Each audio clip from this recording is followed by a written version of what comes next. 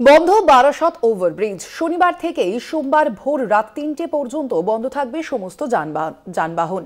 দু চাকা থেকে পণ্যবাহী গাড়ি এই সময়কালে কিছুই চলাচল করবে না।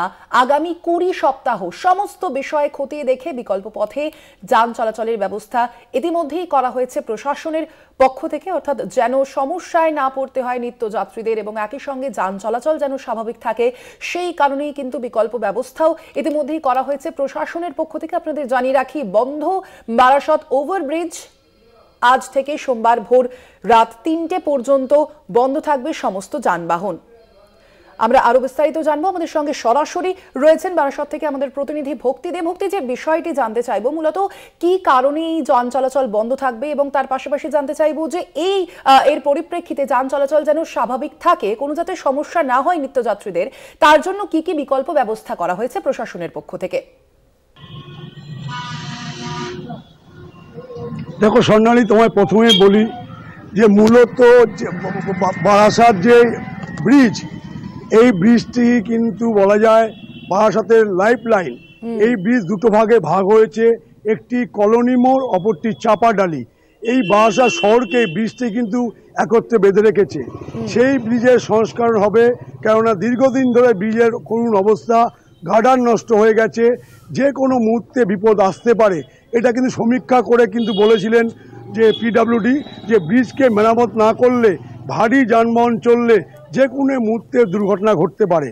সেই কারণে কিন্তু বলা যায় এই বারাসাত ব্রিজের রক্ষণাবেক্ষণের জন্য প্রায় শনিবার থেকে সোমবার সম্পূর্ণ বন্ধ থাকবে এবং ২০ সপ্তাহ ধরে সে কাজ চলবে। সেক্ষেত্রে ভারী যানবাহন চলবে না, কিছু হালকা যানবাহন অর্থাৎ টোটো, অটো, এই ধরনের যানবাহন ব্রিজ দিয়ে যাতায়াত করতে পারে ৩ দিন পর।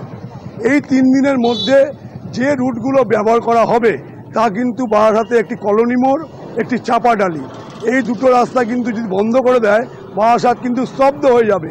সেই কারণে প্রশাসনের তরফ থেকে প্রথমে দেখা গেছে যে চাপাডালির অঞ্চল অর্থাৎ হেলাবরতলা, ময়না, সেখান থেকে যানবাহন চালাবে বাস বা টোটো বা অটো, যাত্রীদের সেটা আগের থেকে জানানো হচ্ছে। পাশাপাশি চাপাডালির থেকেও কিন্তু বেশ কিছু বাস চলবে এবং সেই বাসগুলো যদি যে যাত্রী পরিবহন ছাড়া যেটা পণ্য পরিবহন আছে সেগুলো কিন্তু নীলগঞ্জ, সন্তোষপুর বা আরদেবক এইসব পকেট রুটগুলো ব্যবহার করে সেগুলো কিন্তু বলা যেতে পারে জাতীয় সড়কে তোলা হবে। অর্থাৎ যে বারাসাতে যদি সম্পূর্ণ বন্ধ রেখে যান চলাচল করা হয় সেক্ষেত্রে কিন্তু পুরো বারাসাত শহর যানজট হয়ে যাবে। ১ ঘন্টা নয়, কত ঘন্টায় যানজট মুক্ত হবে সেটা কিন্তু হিসাব করে বলা যাবে না।